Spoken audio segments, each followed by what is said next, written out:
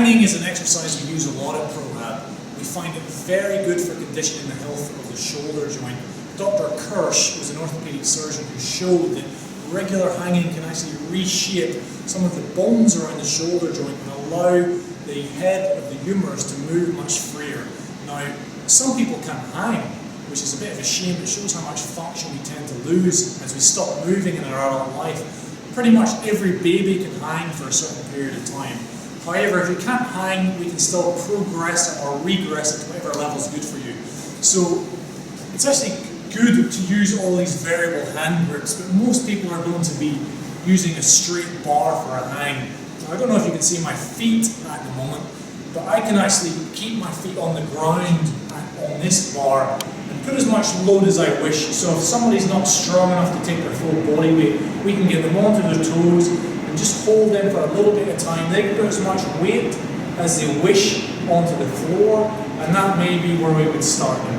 However, a lot of people can hang, so a lovely move to simply do for your shoulders and even into your spine to get a little bit of distraction is a full passive hang. Now, as we do the passive hang, I don't want to be pulling hard on the bar. I want to be as relaxed and just allow my body to sink as freely as possible into the hang.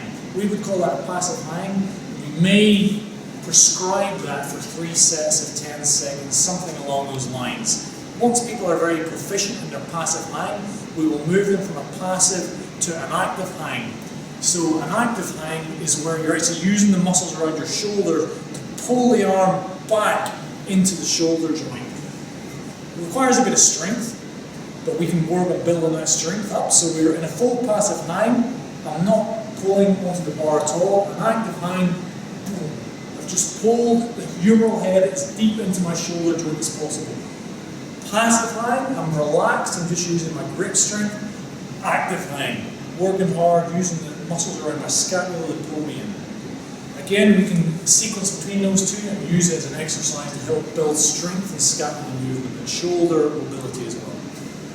We can do an arched hang, which is where I'm going to allow my head to draw back and extend my spine as much as possible. So we're getting this good grip. I'm going to stay in this passive position. I'm going to let my heels come behind me this time, and then I'm going to lift and pull the lower sternum as high as possible. Now, it doesn't matter how high you get, just go as high as possible. So I'm pulling hard,